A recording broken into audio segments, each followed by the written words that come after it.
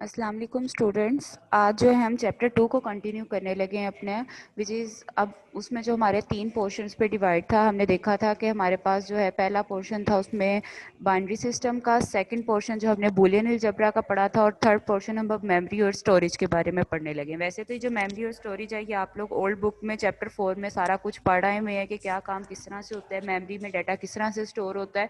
अब जो हम इसको न्यू बुक के अकॉर्डिंगली देखते हैं कि उसमें क्या चीज़ें थोड़ी सी उन्होंने डिफरेंट की हैं। ठीक है, सबसे पहले जी पेज नंबर 39 ओपन कर लें अपनी बुक से।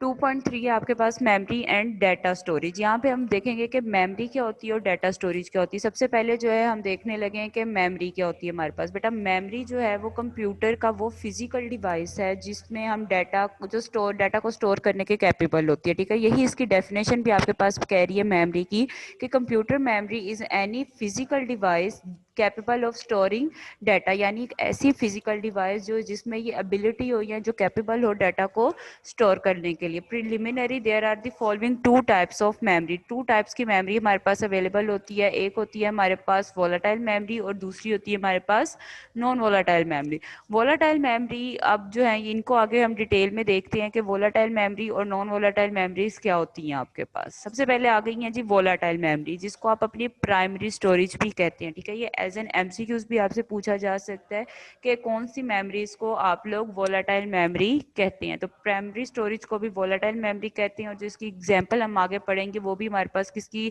कौन सी मेमोरी कहलाएगी, हमारे पास प्राइमरी स्टोरेज कहलाएगी।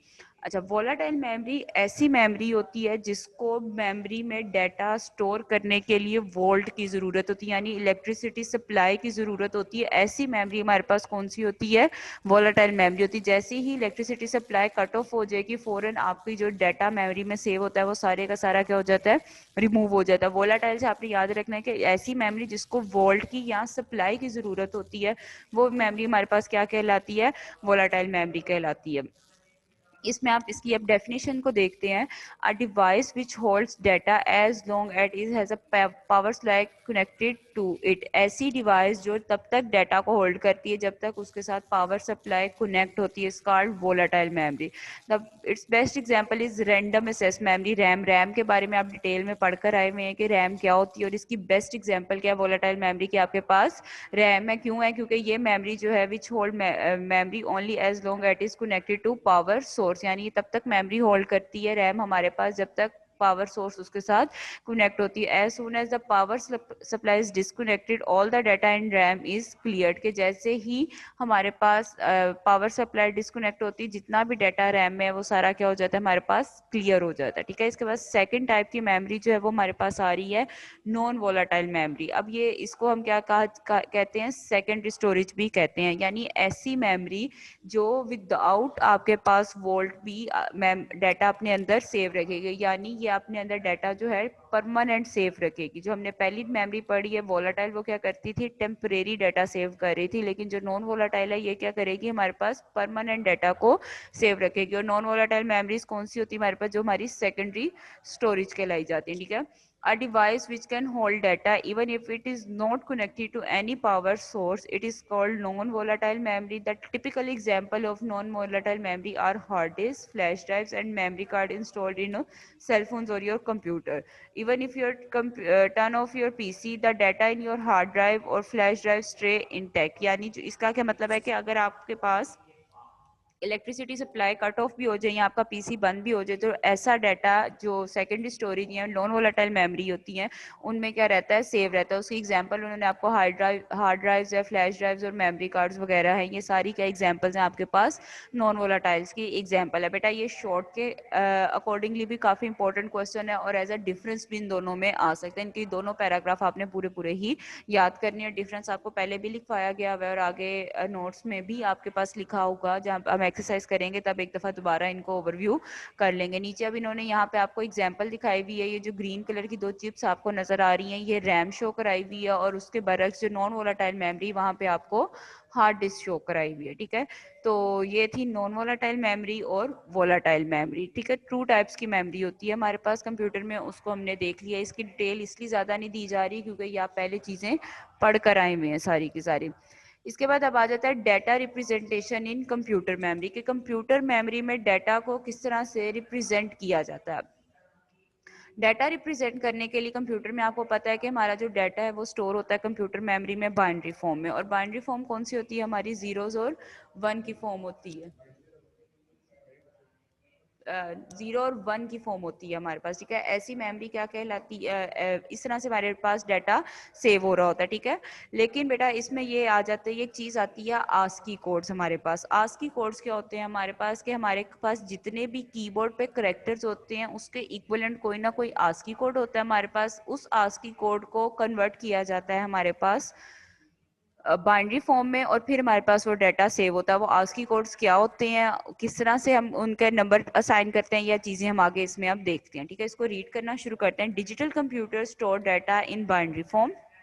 जितने डिजिटल कंप्यूटर हैं वो बाइनरी फॉर्म में डाटा सेव करते हैं, और आपको पता है बाइनरी फॉर्म कौन सी होती है, जीरोज और वन की फॉर्म होती है। It means that whether it is a text, picture, movie और some application, it is stored in computer memory in the form of zeros और वंस। यानी वो कहते हैं कि चाहे कोई टेक्स्ट हो, पिक्चर, मूवी या कोई भी एप्लीकेशन हो, वो कंप्यूटर मेमोरी में कैसे स्टोर होती है, जीरोज और वन की फॉर्म में स्टोर हो रही होती है हमारे पास। All the characters on your keyboard has an associated code in binary. अभी मैंने आपको कहा कि जितने करेक्टर्स आपके कीबोर्ड पे होते हैं, ए टू जेड अल्फाबेट्स हों, नंबर्स हों, स्पेशल करेक्टर्स हों, हर एक को पीछे कोई ना कोई कोड असाइन हुआ होता है। वो कोड क्या कहलाते हैं आपके पास, ASCII code. This code is called ASCII code of the character. अब यहाँ से जो है आल करेक्टर से लेके आपके पास ये इसकी आस्की कोड की डेफिनेशन बन सकती है कि व्हाट आर आस्की कोड या डिफाइन आस्की कोड। तो आपने आप बताना है all the character on your keyboard has an associated code in binary.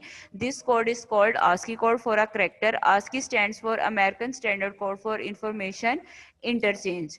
It is a de facto standard for representation of data inside computers memory। यहाँ तक आप लोग मार्क कर लें, स्टार्टिंग से लेकर टेबल 2.5 से पहले कंप्यूटर्स मेमोरी तक मार्क कर लें,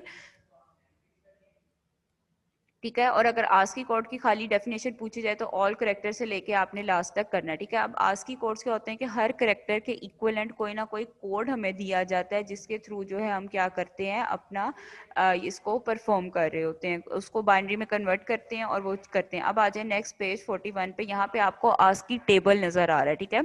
अब यहाँ पे देखें कि स्पेस लिखा हुआ है सबसे पहले, तो स्पेस के इक्विवेलेंट कौन सा कोड है, 32 है। एक्सप्लेनेशन मार्क है, उसके इक्विवेलेंट कौन सा कोड है, 33 है। इसी तरह आगे देखें, सब जो भी आपके पास पंक्चुएशन मार्क्स होती हैं, इन सब के आगे कोई ना कोई कोड है। नंबरिंग हमारी जीरो से स्टार्ट हो रही है, जीरो के इक्विवेलेंट हमारे पास कौन सा कोड आ रहा है, 48। इसी तरह वन की इक्विवेलेंट 49, टू के इक्विवेलेंट 50 और अप टू सोन हमारे पास इस तरह से चल रहा है। इसी तरह अगर आप इसकी राइट साइड देखें तो हमने जब करेक्टर्स देने होते हैं तो कैपिटल ए के इक्वल आ रहा है हमारे पास 65, बी के इक्वल आ रहा है, कैपिटल बी के इक्वल आ रहा है 66, और इसी तरह हमारे पास अप टू सोन जी तक जा रहे हैं। जहाँ पे ब्रैकेट्स हैं वहाँ पे 91 और इस तरह से हमारे पास ये साइन आ रहे हैं। नेक्स्ट आ जाएं, जब स्मॉल अल्फाबेट्स हमने यूज करने होंगे तो उसकी जगह हमारे पास 97 से स्टार्ट होती है और ये एंड तक चली जाती है। इसका तरीका बेटा ये होता है याद करने का, ये टेबल आपने एज इट इज याद रखना है। एक तो आप ये याद रख लें कि कैपिटल लेटर्स कहाँ से शुरू होते हैं, यानी आपको यहाँ से पता होना चाहिए कि कैपिटल अल्फाबेट जो है यानी उस पर क्या कोड होता है हमारे पास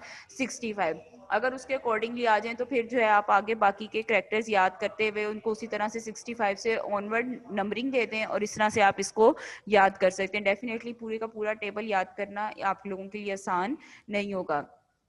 कैपिटल लेटर्स को याद कर लें, स्पेस को लाजमी याद करें, और डॉट और इन चीज़ों को जो मेन चीज़ें होती हैं ना इनको याद कर लें। स्मॉल लेटर्स को याद कर लें, कैपिटल लेटर्स को याद कर लें, और स्पेस और ये डॉट वगैरह का लाजमी आप अपने ध्यान में रखें कि इसकी इक्विवेलेंट कोड क्या होगा। जब तक आपको इक्विवेलेंट कोड नहीं पता होगा आप अपने करेक्टर को उसमें कन्वर्ट नहीं कर सकते हैं। आस्की कोड्स नहीं पता होगा तो आप इसको बाइनरी में कन्वर्ट नहीं कर सकते हैं, ठीक है। ये आपने इसी तरह याद करने हैं कि आप फर्स्ट नाम याद रख लें कि जिस तरह कैपिटल ए 65 से स्टार्ट होता है तो 65 से 90 तक, फिर आप खुद से एक रफली टेबल बना के तो आप ना उसको सॉल्व कर सकते हैं। इसी तरह जो स्मॉल ए है वो आपका 97 से स्टार्ट होता है तो 97 से लेके जो है आप 122 तक उसका एक रफली टेबल बना लें जिसमें आप 28 अल्फ़ाबेट्स उसके लिख दें अपने पास, इसके अल्फ़ाबेट्स लिख दें जिससे आपको ना इसको इसके क्वेश्चन सॉल्व करने में ना आप लोगों को आसानी रहे, ठीक है। इसके अलावा जो बाकी शुरू में स्पेस लाजमी याद रखनी है। स्पेस का वो अक्सर क्वेश्चन इस तरह डाल देते हैं कि आपसे वो पूछ लेते होते हैं, डॉट भी आ जाता है और इस तरह की चीज़ें आ जाती हैं, तो ये आपने ना याद रखना है, ठीक है। अब जो है आपने ये टेबल आज याद रखना है, कल इंशाल्लाह जो है हम इसकी कन्वर्जन देखेंगे कि हम किस तरह से एक पूरी स्ट्रिंग को या एक अल्फ़ाबेट को आस्की कोड को यूज़ करते हुए बाइनरी में कन्वर्ट करते हैं, ठीक है? अगर आपको कोई कन्फ्यूजन है तो आप मुझसे क्वेश्चंस पूछ सकते हैं।